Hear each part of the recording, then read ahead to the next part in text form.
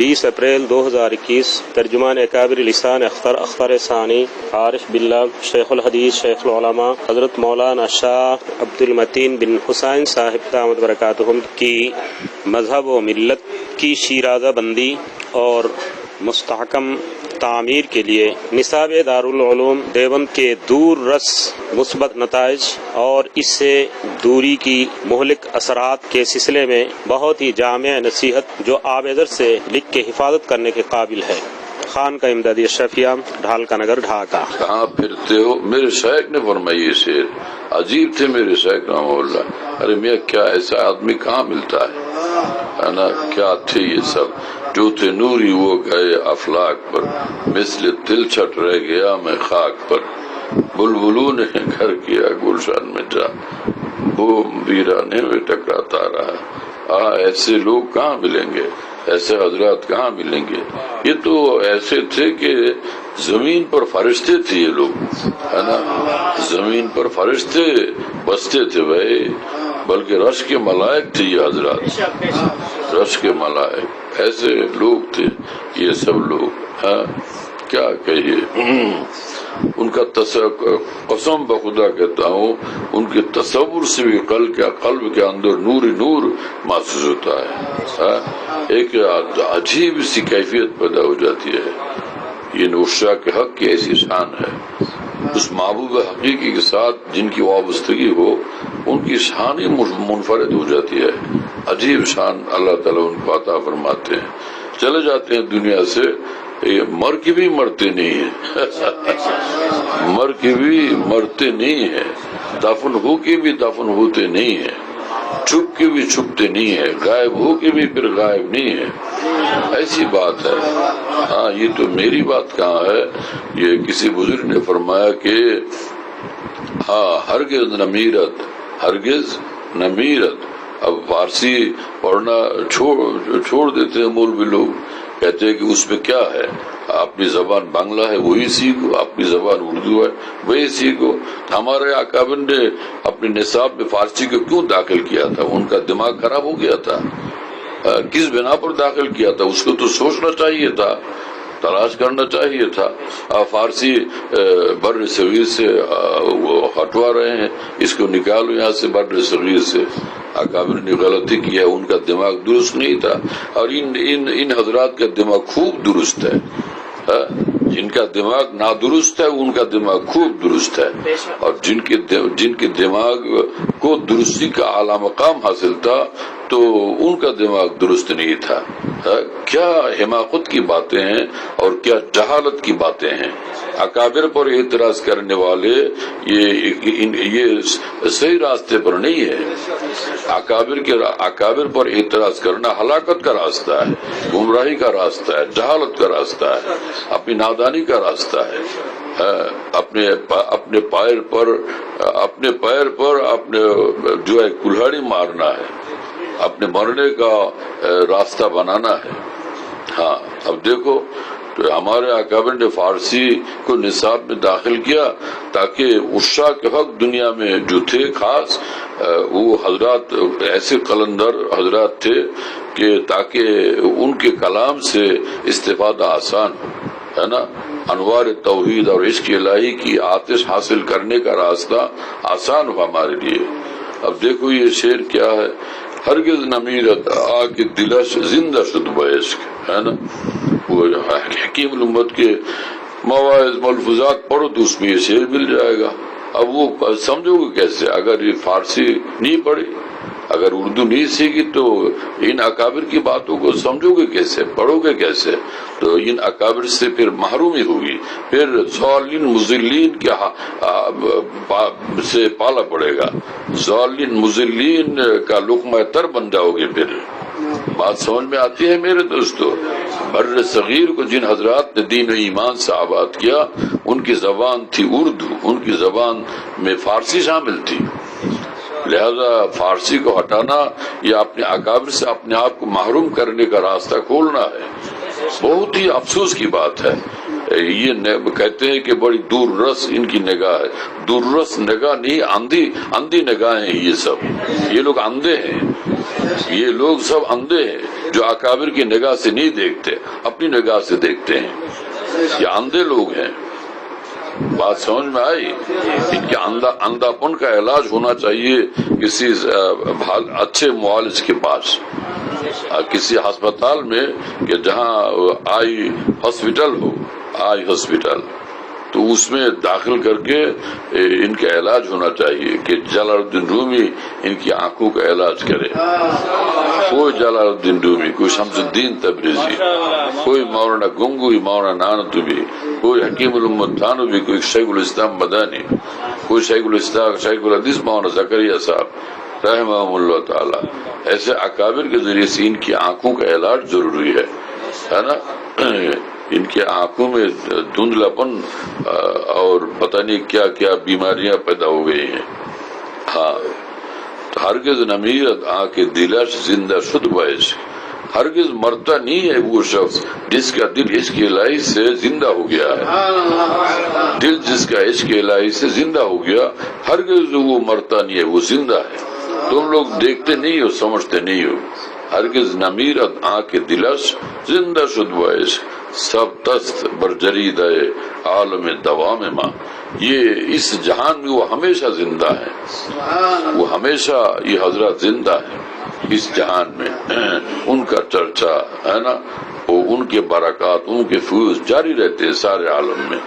کہاں وہ جنید بغدادی دنیا سے چلے گئے، شمس الدین تبریزی، جلال الدین رومی، یہ حضرات دنیا سے قبرستان میں دفن ہو گئے، لیکن کہاں دفن ہوئے؟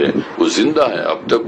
ان کا چرچا ہے، ان کے عشق کا چرچا ہے، ان کی محبت الہیہ کا چرچا ہے. اب بھی سینے میں ان کے عشق الہی کی آگ محسوس کرتے ہیں لوگ. ان کے عشق الہی کی آتش کی تپش اپنے سینے میں عشاق کے حق محسوس کرتے ہیں. اور اس کی دلیل یہ ہے کہ مولانا مفتی الہی بخش کاندلوی رحم اللہ نے فرمایا، آمدی در من مرا بردی تمام ہے تو شعر حق مرا خردی تمام. جلال الدین رومی، اپنے سینے میں آپ کے عشق الہی کی تپش محسوس کرتا ہوں، آپ کے فیض و برکات محسوس کرتا ہوں، آپ کا اثر اپنی روح میں، آپ کی روح کا اثر اپنی روح میں میں محسوس کرتا ہوں. بولو بھائی، اللہ تعالیٰ قادر مطلق ہے، جہاں چاہے تجلی اپنی دیکھ لائے. کوئی کیسے روک سکتا ہے؟ یریدون ان یطفئوا نور اللہ بافواہہم، لوگ چاہتے ہیں کہ اللہ کے نور کو بجھا دے. اللہ متم نورہ ولو کرہ الکافرون، ہے نا. یہ ناشکرہ لوگ چاہے کتنے ہی وہ اللہ تعالیٰ کے نور کو بجھانے کی کوشش کریں، لیکن اللہ تعالیٰ اپنے نور کو مکمل کر کے چھوڑیں گے انشاءاللہ تعالیٰ. بات سمجھ میں آئی؟ ہاں، لہذا ان اندھوں سے ڈرنے کی کوئی ضرورت نہیں. اپنے اکابر کے طریق پر مضبوط رہو اور جمے رہو انشاءاللہ تعالیٰ، تھامے رہو. ہاں، ان کا اکابر کا دامن تھامے رہو. اردو بھی سیکھو، فارسی بھی سیکھو، اس اعتبار سے کہ ہمارے اکابر کی زبان ہے، عشاء کے حق کی زبان ہے نا، اہل اللہ کی زبان ہے. اب پورے بنگلہ دیش میں، برما میں اور پاکستان میں اور کیا ہے وہ لندن میں اور ساؤتھ افریقہ میں، جہاں جہاں بھی ہمارے اکابر دیوبند کے تلامذہ پہنچے ہیں، شاگرد پہنچے ہیں، تو دارالعلوم دیوبند سے انہوں نے کس زبان میں دین سیکھا ہے؟ زبان اردو میں دین سیکھا انہوں نے. چاٹگام جاتے ہیں لوگ پڑھنے کے لیے، چاٹگام کے اساتذہ چاٹگامی زبان میں تقریر کرتے ہیں. چاٹگامی زبان سیکھنی پڑتی ہے، بغیر اس کے ان کی تقریر کیسے سمجھے گا طالب علم؟ بولو بھائی. جتنے بھی لوگ چاٹگام میں، ہاٹ ہزاری میں وغیرہ میں، پٹیا میں یہ لوگ جاتے ہیں، اور کیا کیا وہاں جتنے مدارس ہیں، جیری، پٹیا اور ہاٹ ہزاری، تمام سب یہ مدارس میں جب جاتے ہیں طلباء پڑھنے، تو وہ حضرات وہ سنا ہے کہ وہ چاٹگامی زبان میں تقریر کرتے ہیں. چاٹگامی زبان سیکھنی پڑتی ہے. چاٹگامی زبان سیکھے بغیر وہ ان سے دین حاصل کرنا مشکل ہو جاتا ہے نا. لہذا جب وہ اسی طریقے سے میڈیکل سائنس میں انگلش کا غلبہ ہے، انگلش ہی انگلش ہے. اگر ڈاکٹر بننا چاہے تو انگلش سیکھنا ضروری ہے، وگرنہ صحیح طور پر آدمی اس فن کو حاصل نہیں کر سکتا، وہ جاہل بن کے آ جائے گا، پھر لوگوں کو نقصان پہنچائے گا، علاج کے نام پر مطب کھولے گا اور لوگوں کو نقصان پہنچائے گا اور قبرستان تک پہنچاتا رہے گا، روزانہ قبرستان تک پہنچاتا رہے گا مستقل اپنے فن کے زور سے، کیونکہ جہالت کا ڈھیر ہے، یہ جہالت کے ڈھیر ہیں۔ ایسے اپنے اکابر، ہمارے اکابر نے جو دین سکھایا، قرآن و حدیث کی تشریح و تفسیر سکھائی، وہ زبان اردو اور فارسی، لہذا ان سے جو صحیح دین ملا ہے اس کی حفاظت ضروری ہے، اس کی حفاظت موقوف ہے اردو فارسی کی حفاظت پر، لہذا اس کے خلاف تقریر کرنا اور کہ اپنی زبان سیکھو، اپنی زبان خوب سیکھو، لیکن ان اکابر دین سے جس زبان میں ہم نے دین سیکھا اس زبان کے خلاف بات کرنا، یہ جہالت کی باتیں ہیں، یہ بہت ہی جہالت کی باتیں ہیں۔ یہ تو یہ اکابر، یہ بہت سخت سازش ہے اکابر کے طریق سے محروم کرنے کے لیے، یہ ضالین مضلین کی طرف سے ان لوگوں کا دماغ متاثر ہوا ہے۔ بات سمجھ میں آئی نا؟ یاد رکھیے یہ سب باتیں۔ مولوی اس کو گرم کر کے لاؤ، پانی بھی پلاؤ بھائی، پانی۔ ہاں لاؤ گرم کر۔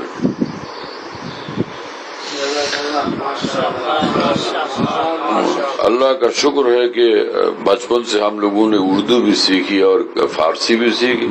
اب اس کا فائدہ اتنا ہوا کہ میرے شیخ جب دورہ حدیث میں پڑھ رہا تھا جامعہ قرآن عربیہ میں، ہمارے اساتذہ حافظ جوزر رحم اللہ تھے، ہے نا، مفتی عبد المحسن صاحب رحم اللہ، مولانا صلاح الدین صاحب رحم اللہ، شیخ الحدیث مولانا عزیز الحق صاحب رحم اللہ، بڑے بڑے علماء دین تھے۔ اب جناب یہ میرے شیخ تشریف لائے ڈھاکہ میں، حافظ جوزر نے دعوت کر کے لایا ان کو، اور اسی طریقے سے محی السنہ مولانا شاہ ابرار صاحب رحمۃ اللہ علیہ کو انڈیا سے بلوایا۔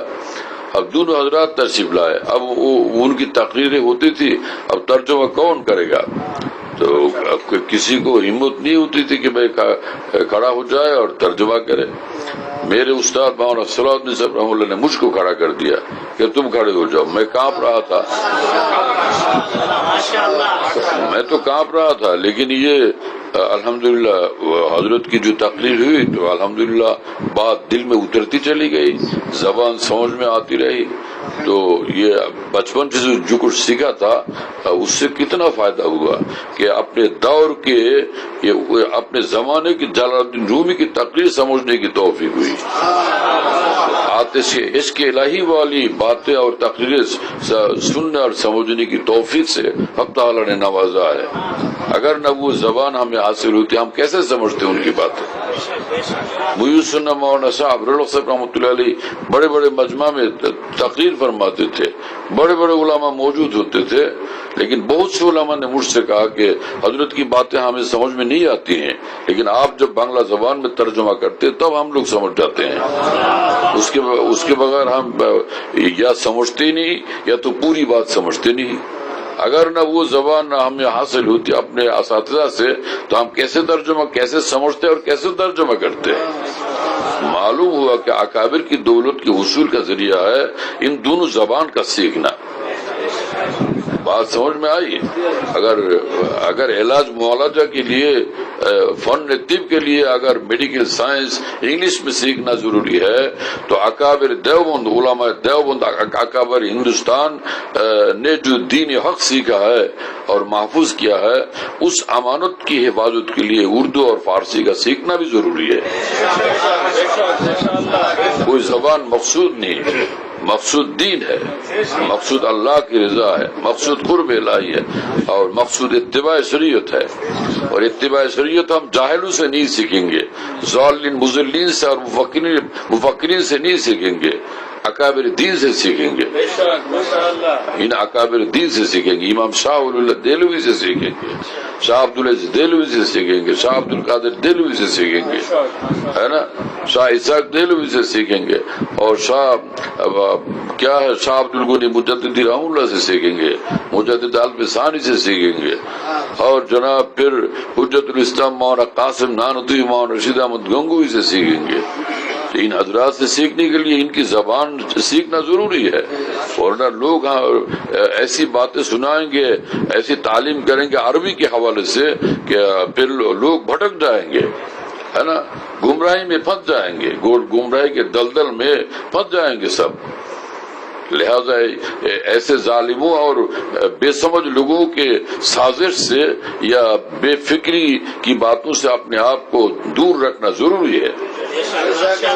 عربی سیکھو، عربی سیکھو، عربی سیکھو، عربی سیکھ کے بہت سے لوگ جا کے اب وہ سفارت خانے میں ملازمت کر رہے ہیں، پیسے کما رہے ہیں، عربی سیکھ کر پیسے کما رہے ہیں، عربی سیکھ کے قطر چلے گئے تو پیسے کما رہے ہیں، خوب عربی سیکھ کے سعودیہ چلے گئے پیسے کما رہے ہیں۔ عربی سیکھنا ایک تو ہے دین کے لیے، اور ایک ہے کہ مہارت حاصل کر کے پھر وہ پیسے کمانے کے لیے۔ کیا مقصد ہے تمہارا؟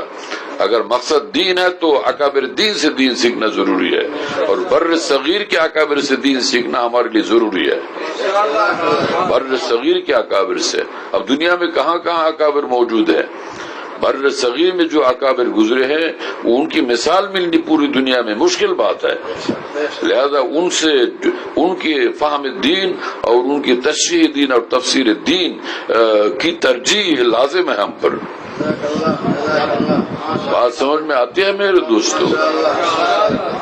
کیا نصاب بنانے لگے لوگ، ہے نا، دارالعلوم دیوبند کا نصاب جو ہے وہ کیا نصاب ہے؟ نصاب کتب سماویہ اور نصاب عشق الہی، یہ اس کا مجموعہ ہے دارالعلوم دیوبند کا نصاب۔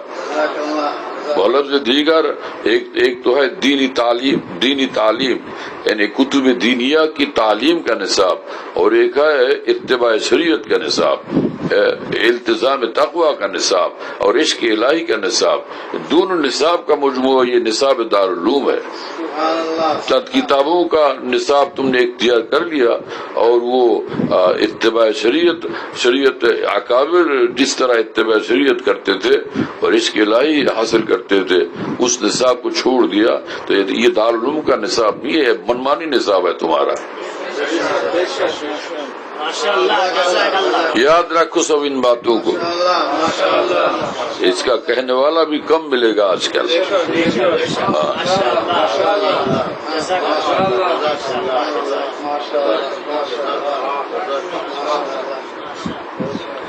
ہم نے حدیث کی کتاب پڑھی ہے،